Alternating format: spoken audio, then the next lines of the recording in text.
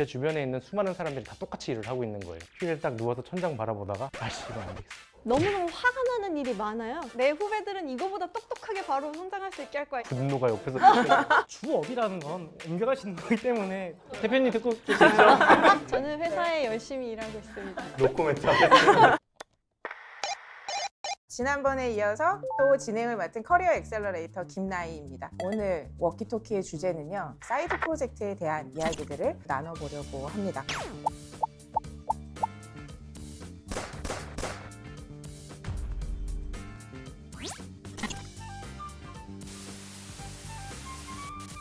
사이드 프로젝트와 정말 찰떡인 세 분의 소개를 좀 들어보려고 하는데요. 네, 안녕하세요. 저는 서핑하는 개발자 5년차 엔지니어 이상욱입니다. 프립의 백엔드 엔지니어로 좀 3년째 일하고 있습니다. 부캐브드라는 별명을 갖고 있는데 성수 러닝 크루를 운영하고 있고 프립에서 서핑 캡틴하고 있어요. 이커머스 만드는 일을 11년째 하고 있는 이미준이라고 하고요. 브런치에서 글을 쓰기 시작했고 그 글을 바탕으로 뭐 강의, 책, 지금 도그냥TV라고 유튜브 채널을 만들어서 재밌게 들을 수 있는 기획 이야기를 많이 전달하려고 노력하고 있습니다. 저는 현재 10년차 프로덕트 디자이너로 재직하고 있는 김지홍이라고 합니다. 지금은 멋쟁이 사다처럼이라는 개발 교육 플랫폼의 디자인 팀 리더로 있어요. 제가 예전에 삼성전자에서 UX 디자이너로 재직을 할 때 사이드 프로젝트로 진행을 했었던 디자인 스펙트럼이라는 디자인 커뮤니티를 함께 운영했었고요. 삼성전자를 나와서 4년 동안 제 메인 잡으로 계속 커뮤니티를 운영을 했었습니다.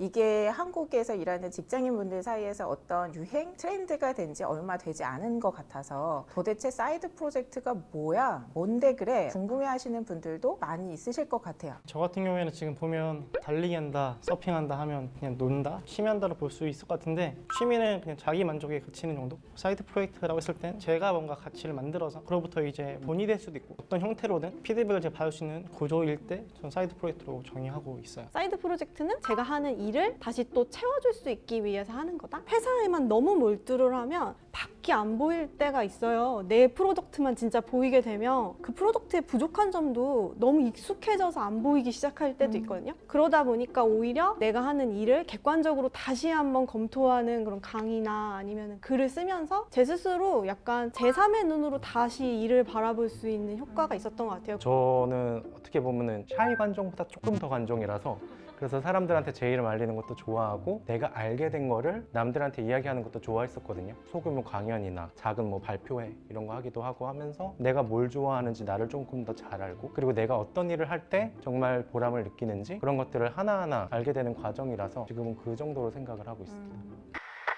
지금 여기에 5가지의 키워드들이 있는데 이제 2가지씩을 뽑아주셔서 어떻게 하다가 내가 사이드 프로젝트를 하게 됐는지 이렇게 보이는 게 좀 더 이쁠 것 같은데 조직적 취미와 추가 수익을 골라주셨어요, 사모님. 네, 제가 지금 하는 것들이 돈이 되는 게 전혀 없어요. 러닝 크루나 서핑 캡틴 왜 하냐고 했을 때는 저도 나중에 제 서비스를 만들고 싶은 사람인데 그렇게 봤을 때 제가 지금 잘하고 있는 거 또 좋아하는 걸 기반으로 가치를 제공할 수 있을까를 실험했던 것 같아요. 저는 가져가셨길래 추가 수익을 벌기 위해서 네, 한다고 네. 말씀하실 줄 맞아요, 알았어요. 맞아요. 아, 그리고 프립에서 되게 좋아할 만한 그런 모습 아니에요? 약간 진짜 전 작업일치를 하고 있다고 생각을 해요. 프립에서도 뭐 노프 투어라고 그게 커뮤니티를 만들어서 실제로도 상품화한 적도 있고 되게 대단한 것 같아요. 취미는 보통 혼자서 시작하는 게 일반적인데 그죠? 관계를 계속 만들어 나가잖아요. 네. 근데 거기에서 찾아오는 어떤 기회들이 있다고 하셨는데 구체적으로 어떤 기회들 좀 있으셨었어요? 이런 경우가 있었어요. 제가 그냥 같이 러닝하고 그냥 뒤풀이도 하면서 같이 술 한잔 먹으면서 맨날 형님 전화주셨던 분이 술 먹다가 형님 근데 뭐 하시는 분이요? 하다 보니까 알고 보니까 교수님이신 거예요. 아, 그래?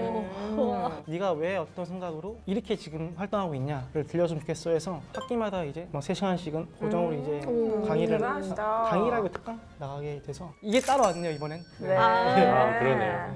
잠시만요. 손 좀 맞추고. 오케이. 디자이너.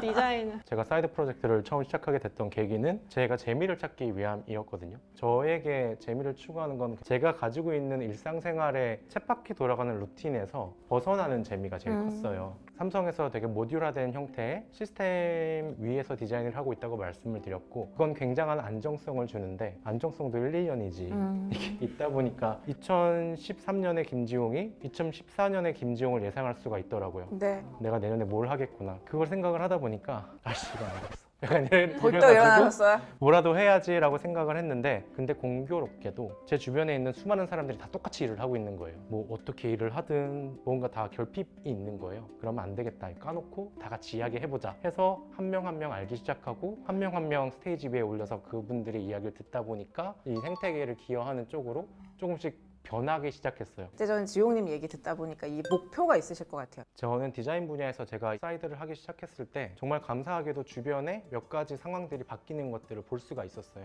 제 5년째 디자인 스펙트럼을 하고 있는데 현실적인 욕심이 계속 생기는 거예요. 내가 지금 붓고 있는 노력과 시간이 실제로 이 디자인을 하고 있는 사람들에게 조금이라도 좋아졌으면 좋겠다. 근데 그게 단순히 바람이 아니라 조금씩이라도 진행이 되고 있는 걸 봤을 때 나아지고 있다는 것만으로도 계속할 가치가 있다. 그 정도인 것 같고. 저 지용님을 다른 데서 뵌 적이 있는데 네. 그게 대학생 멘토링 프로그램이었잖아요. 저희. 맞아요. 이게 하루에 발표를 데모데이를 하는데 6, 7시간 거의 가까이 맞아, 하는데 오래 걸리죠. 그거를 매년 하셨다는 거에 너무 놀란 거예요. 저는. 대단하시다. 남자. 지용님이 찾아가서 그걸 일부러 더 봐주시고요. 그분들이 나중에 메일 주시거나 그런 소통을 하는 거를 굉장히 많이 하신다고 제가 들었어요. 진심이시네요. 진심. 안 할 수가 없는 게 요새 디자인 쪽에서 핫한 회사들이 보통 뭐 네카라쿠베라고 해서 네. 이런 데들이 있잖아요. 근데 그런 데 가서도 충분히 활약할 수 있을 것 같은 대학생분들이 거기서 발표를 하고 있어요. 누군가 도와주거나 같이 피드백을 적어도 하소연을 듣는 것만으로 그 사람을 풀어줄 수 있으면 진짜 멋있는 무대에서 이 사람이 활약하는 걸 볼 수 있겠다 하는 사람들이 있어요. 근데 그러면 약간 안 갈 수가 없어요. 왜냐면 진짜 그게 언젠가는 다른 사람들에게 좋아질 거라는 걸 아니까. 저도 생태계 기여인데 네. 생태계 기여 앞에 이야기를 듣고 어머? 했거든요. 왜냐면 이렇게 따뜻하고 아름다운 생태계 기여랑 좀 달라요, 느낌이. 제가 처음 일을 시작했을 당시에 우리나라에서 어떤 정도였냐면 시장에서 디자이너랑 구분을 못하는 거예요. 그래서 뭐 하는 사람이냐라고 했을 때 개발자 아니고요, 디자이너 아니고요, 나머지가 되는 거예요, 자꾸. 일부 개발자님들 중에 항상 주창하시는 기획자는 필요 없다 설이 있어요. 저는 회사에서 일을 해보니까 이 기획자라는 롤이 하지 않으면 안 돌아가는 부분이 있는 거예요, 분명히. 그러면 내가 글을 한번 써봐야지 라는 생각으로 글을 써서 우리가 없으면 무슨 문제가 생기고 이런 거를 알리는 차원에서의 생태계 기여. 진짜. 이게 개발자 커뮤니티는 진짜 옛날부터 우리나라에도 많았고 기획자, PM, PO 커뮤니티가 생긴 지가 진짜 얼마 안 됐거든요. 이걸 하고 싶은 사람이 있어도 이 정의부터 시작해서 내가 뭘 공부해야 되지? 혹은 내가 이런 데 맡겼을 때 누군가한테 물어봐야 되지? 이런 것들이 거의 없었는데 그 시장의 메시지를 던져줘야 사람들이 거기에서 또다시 생각을 하고 점점 레벨이 올라가는 거잖아요. 근데 그런 활동을 너무 많이 하고 계셔서 전 되게 인상적이었던 것 같아요.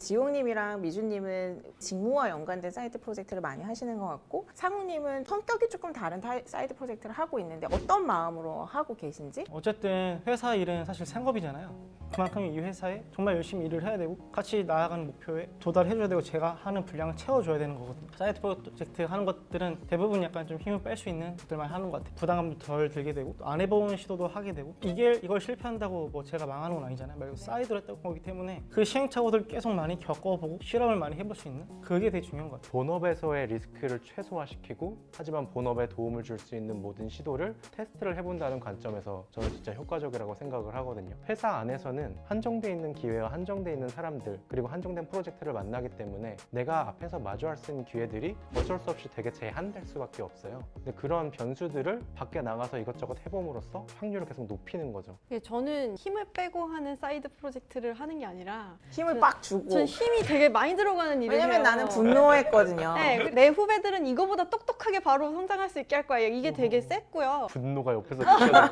옆에 있는데 약간씩 조금씩 분노가 느껴져요. 제가 회사에 다닐 때 대기업이라서 공채 시스템이 있는데 그 공채 시스템에서 서비스 기획자로 일하고 있는 사람 중에 제일 고참 선배였어요. 제 위로는 전부 다 경력직으로 입사하신 분들이었고 그러니까 어느 날 후배가 이런 얘기를 하더라고요. 선배가 과장을 달면 우리도 과장을 달 수 있을 것 같고 선배가 프로젝트 리딩을 할 수 있으면 우리도 리딩을 나중에 할 수 있을 것 같다. 잘하는 모습을 보여줘야 보여줘야겠다. 공채 출신의 그냥 아무것도 모르고 입사한 애들도 자기가 성장해서 이렇게 프로젝트 리딩할 수 있다는 걸 보여줄 수 있는 상황이었던 것 같아요. 그래서 그거가 회사 안에서도 회사 밖에서도 계속 이어지지 않았나 싶어요. 이걸 통해서 제가 많이 보여줄 수 있는 거? 그래, 공채 선배 혼자였던 것처럼 여기도 10몇 년간 이커머스 기획만 한 사람이 있어. 그래서 힘이 아름답다. 들어가요. 그렇게 하느라고 내가 너무 힘들지는 않으세요? 그거를 다 떠나서 사실 제일 무서운 건 나 따위게 일해도 되나라는 생각이 들 때예요. 맞아요. 내가 성공한 대표도 아니고 글로벌 서비스로 키운 사람도 아니고 내까짓게? 이런 생각이 들 때가 사실 그때가 제일 힘든 것 같아요. 이거 진짜 공감되는 게 사이드 프로젝트 혹은 커뮤니티를 시작하면서 제가 가졌던 제일 큰 두려움이랑 똑같거든요. 내 의견을 바깥으로 이야기할 때 그 순간부터 모든 사람들의 재단할 수 있는 선 위에 올라가요. 그리고 특히나 이런 강의처럼 남는 것들을 하게 되면은 앞에서는 좋은 얘기를 들어도 무조건 뒤에서 나쁜 얘기를 어딘가에서 나오거든요. 저도 예전에 컨퍼런스 같은 거 하고 나면은 트위터나 블라인드에도 제 욕이 올라올 때가 있어요. 근데 그거를 견뎌내고 하는 게 저한테 제일 큰 숙제였던 것 같아요. 그 벽을 한번 넘어야 할 수 있거든요. 그러니까 이렇게 여기 막 유튜브 나오는 이유도 너무 대단한 사람이 아니고 보통의 우리 주변에 있는 사람들이 나와서 이야기를 할 수 있는 환경이 되어야 그 누군가 사이드를 할 때 마음 편하게 할 수 있는데 그럼요. 이런 게 되게 많아져야 되는 것 같아요. 네, 네. 제가 그 커리어 세미나나 세션을 하다 보면 내가 이런 걸 해도 될까요? 라는 질문을 하신 분들 사실 되게 많으세요. 근데 되게 아이러니하게도 그런 질문을 하는 분들은 다 일에 되게 진심인 사람들이고 되게 선한 의도를 가지고 그런 생각을 하시는 분들이고 일단 하기로 했으면 잘해보는 거 말고는 사실 방법이 없다? 나까짓게라기보다는 나라도 라는 생각을 하시면 어떨까? 내가 사이드 프로젝트를 할 때 내가 지키는 기준이나 원칙, 나만의 철학 같은 게 있다면? 저는 기준이 양적인 기준과 질적인 기준이 있는 것 같아요. 네. 양적인 기준은 기본적으로는 그러니까 내 본업에 쏟아야 되는 에너지에 피해를 입히지 말 것.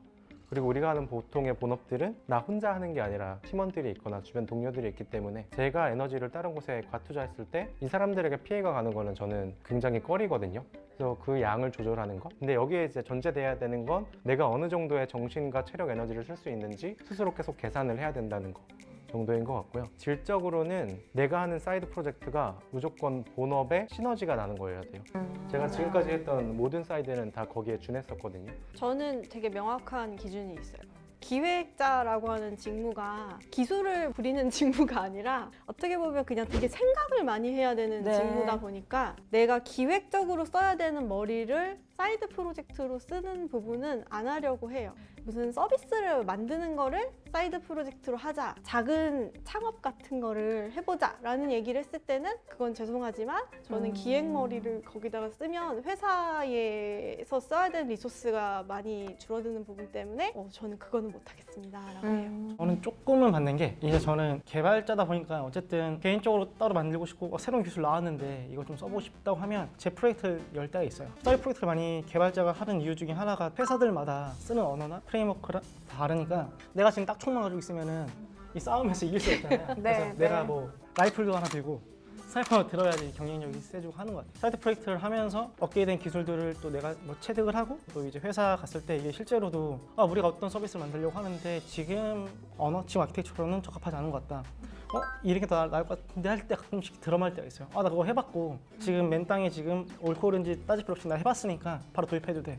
이렇게 한번 뭐 세팅한다든가 이런 게 되게 희열 아닌 희열일 때도 있고 또 약간 좀 어깨가 좀 올라갈 때가 있어요. 나 그거 해봤어 하는 개발자들도 그렇거든요. 방금 저거 진짜 해봤어요. 원래 저 어깨가 좀 그럴 때가 있어요 사실. 혹시 또 이게 만약에 사이드 프로 하다 이게 너무 괜찮다 하면은 런칭하고 잘 벌면 주업이라는 건 옮겨갈 수 있는 거기 때문에 전 사실 늘 열려 있습니다. 네, 네, 네, 네. 여기서 이렇게 좋아요. 얘기한다고? 좋아요. 대표님 듣고 계시나요? 저는 회사에 열심히 일하고 있습니다. 노코멘트 하겠습니다.